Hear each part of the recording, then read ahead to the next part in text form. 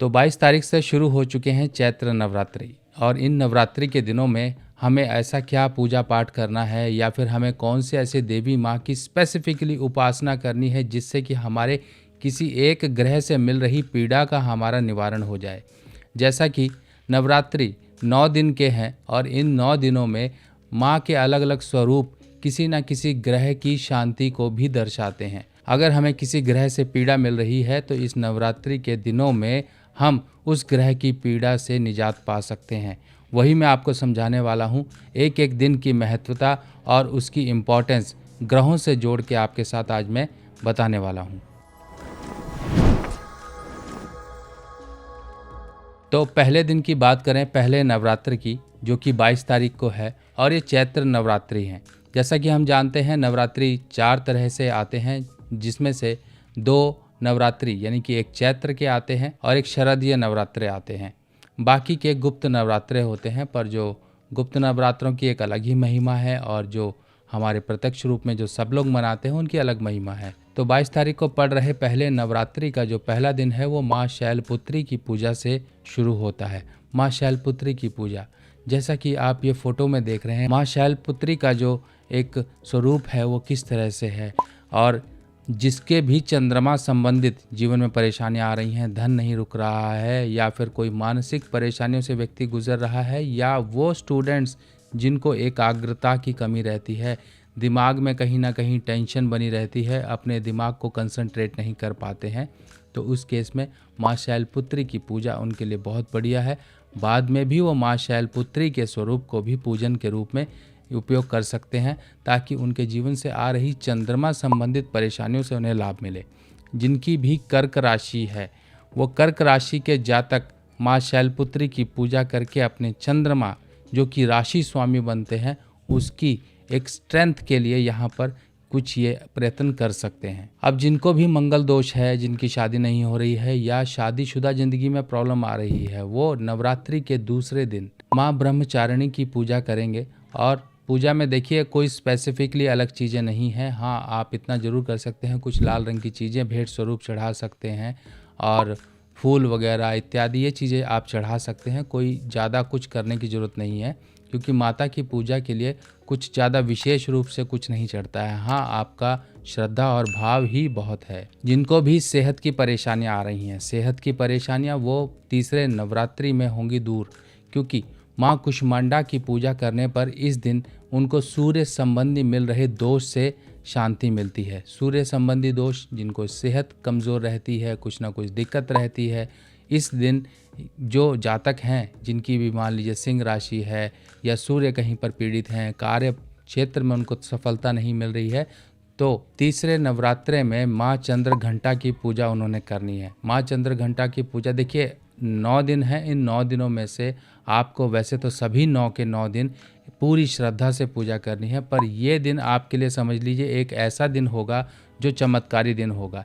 इस दिन आपके द्वारा की गई किसी भी रूप में सच्चे मन से पूजा अर्चना आपके उस ग्रह की पीड़ा से आपको निजात दिला देगी जिससे आप लंबे समय से जूझ रहे हो। अब जो लोग भी बिजनेसमैन हैं वो माँ स्कंद माता की पूजा करेंगे। 5वीं नवरात्रि में माँ स्कंद माता की पूजा होती है और इस दिन बुद्ध जनित दोषों से उसको निवृत्ति मिलती है। किसी भी प्रकार से उसके दिमागी या नसों नाड़ियों की कहीं पर समस्या है, कहीं उसे ऐसा लगता है कि किसी ने कुछ कर दिया है, कुछ ऊपरी बाधा हो गई है, तो इस दिन वो व्यक्ति अपने सबसे पहले तो एक काम करे, कुछ लौंग लेके माँ को अर्पित कर दे। अर्पित करने के बाद उसमें से कुछ लौंग उठा ले, यानी कि मान लीजिए आपने 7 लौंग माता को अर्पित की, उसमें से 3 लौंग आपने उठा ली और सिर से घुमा के शाम के समय आप कहीं पर बाहर इसको फेंकना है, या तो जलाकर फेंक दीजिए या ऐसे भी आप फेंक सकते हैं।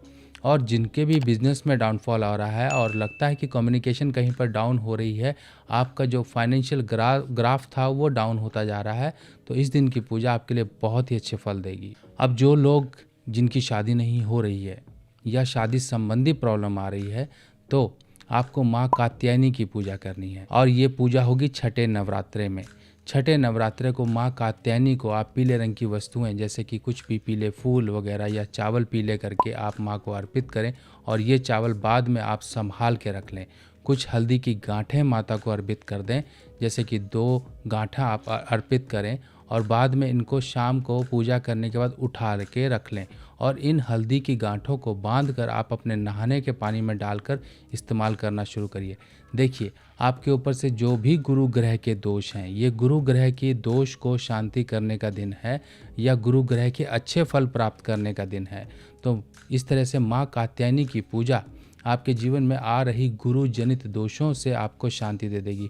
जिन लोगों की भी धनु राशि है या मीन राशि है, उन लोगों के लिए ये दिन समझ लीजिए वरदान की तरह एक तरह से साबित होने वाला है। अब 7वें नवरात्रे में मान लीजिए कि कोई भी व्यक्ति है जिसको शनि संबंधित पीड़ाएं हो रही हैं, कोई महादशा से गुजर रहा है या फिर उसके ऊपर साढ़े सती ढैया या पनौती का प्रभाव आ रहा है, तो ऐसे केस में 7वें नवरात्रे में माँ कालरात्रि की पूजा होती है। अब कालरात्रि, क्योंकि देखिए माँ के 9 स्वरूप हैं तो अलग अलग नाम हैं, तो इस तरह से हर एक नाम और हर एक जो उनका रूप है किसी न किसी ग्रह की शांति के लिए स्पेसिफिकली डिनोटेड है। तो इस तरह से माँ कालरात्रि की पूजा करने वाले व्यक्तियों को ऊपर आ रहे किसी भी प्रकार से शनि संबंधित दोष दूर होंगे। कोई किसी तरह से बीमारी है, झंझट है, किसी तरह से जीवन में मुश्किलों में गुजरता जा रहा है, जीवन में स्ट्रगल बढ़ता जा रहा है, तो इस दिन की पूजा और सच्चे मन से की गई पूजा उसके लिए काफ़ी ज़्यादा वरदान के रूप में साबित होगी। जिन लोगों की मकर राशि है या कुंभ राशि है, उन लोगों के लिए स्पेशली ये दिन काफ़ी इम्पॉर्टेंट रहेगा। काले रंग की चीज़ों का आप दान कर सकते हो, साबुत उड़द वगैरह आप मंदिर में जाके दान कर सकते हैं। अब जो लोग भी डरते हैं, जिन्हें लगता है कि काफ़ी डर है और काफ़ी चिंताएं बढ़ी हुई हैं, तो 8वें नवरात्रे को माँ गौरी की पूजा की जाती है और इस दिन की पूजा आपके जीवन में मिल रहे राहु संबंधित दोषों से आपको लाभ देगी। आप किसी भी तरह से राहु संबंधित परेशानी, अब राहु की परेशानियां क्या होंगी? इंसान हमेशा कॉन्फिडेंस में अपने आप को डरा हुआ महसूस करेगा। कोई भी काम करता होगा तो उसके अंदर पहले डर होगा और ऐसे व्यक्ति इमोशनल बहुत होते हैं। इनके अंदर हमेशा एक सोच विचार को, यानी कि मन गढ़ंत कई बार बातें करते हैं। कई लोगों को ओसीडी वगैरह होता है या किसी प्रकार का अनजाना डर भय होता है। तो ऐसे केस में आपको ये स्पेशली ये उपाय करना है। इस दिन का उपाय किया गया राहु जनित परेशानियों से आपको लाभ देगा। अब आपको इस दिन कुछ मात्रा में जौ नीले कपड़े में बांधकर अपने सिर से घुमाकर आपको जल प्रवाह करनी है, या फिर एक मुट्ठी जौ लीजिए और साथ में नीले रंग के फूल वगैरह लीजिए और ले जाके आप अपने घर के आसपास के मंदिर में जाके माँ दुर्गा के आगे आप अर्पित करके आइए, या फिर आप इन चीज़ों को जल प्रवाह भी कर सकते हैं। लाल किताब की सभी सामग्री अब आप मेरी व्हाट्सएप कैटलॉग पर आसानी से देख सकते हैं और आप अपने एड्रेस पर मंगवा भी सकते हैं। अब 9वें दिन की पूजा, जिस दिन माँ सिद्धिदात्री की पूजा होती है, इस दिन का समय समझ लीजिए एक ऐसा दिन है जो हर तरह की चीज़ों पर आपको विजय दिलाता है। आप कहीं कॉम्पिटिटिव एग्ज़ाम में हैं या फिर कोई आप चीज़ हासिल करना चाहते हैं, किसी के लिए जी जान से आप मेहनत कर रहे हैं, तब इस दिन का समय आपके लिए समझ लीजिए पूरी श्रद्धा भावना से पूजा करना और अपनी प्रार्थना स्वरूप कुछ ना कुछ फूल इत्यादि आपको भेंट स्वरूप जरूर चढ़ाने हैं, क्योंकि ये दिन आपको हर तरह से विजय दिलाने का एक आशीर्वाद प्राप्ति का दिन होता है। इस दिन की गई पूजा आपको आपके हर एक उस फील्ड में आपको विजय दिलाने के लिए आपको सहयोग करती है जिसके लिए आप प्रयासरत हो, मेहनत कर रहे हो। चाहे आप स्टूडेंट हो, चाहे आप प्रोफेशनल हो, चाहे आप कुछ भी हो, चाहे आप परिवार की कुछ चीज़ें हासिल करना चाहते हो, जो भी आपके मुकद्दर में लिखी हुई हैं शुभ और सच्ची और जिसे हम कहते हैं जेन्युइन डिमांड्स, उनको पूरा करने का ये दिन आपके लिए काफ़ी शुभ होता है। तो इस दिन आप लाल फूलों का, लाल रंग के जो गुड़हल के फूल वगैरह होते हैं या कोई भी लाल जैसे गुलाब वगैरह होते हैं, आप प्रार्थना स्वरूप जरूर चढ़ाइए। चुनरी और साथ में नारियल ये जरूर चढ़ाइए माता को भेंट स्वरूप। चाहे तो आप मंदिर में जाके भी कर सकते हैं। बाकी ये दिन कई लोग अपने घर में कंजकें वगैरह बिठाते हैं, कई अष्टमी को बिठाते हैं, कई नवमी को बिठाते हैं। तो आप जिस भी दिन बिठा रहे हो, छोटे बच्चों को नाक का नोज रिंग जरूर दीजिएगा। ये देना बहुत ज़रूरी है और कई लोगों को नहीं मिल रहा है, अभी पीछे की वीडियो में बता भी चुका हूँ, नहीं मिल रहा है। जिनको नहीं मिल रहा है वो आप अपने एड्रेस पर भी मंगा सकते हैं। मेरा नंबर जो है व्हाट्सएप की तरह नीचे फ्लैश हो रहा है, इस नंबर पर आप व्हाट्सएप करिए, अपना एड्रेस भेजिए। आपके घर पर 9 नोज रिंग का सेट आपके एड्रेस तक अभिमंत्रित, वो भी शुद्ध किया हुआ आपके एड्रेस तक पहुंचाया जाएगा ताकि आपको उसका लाभ मिले।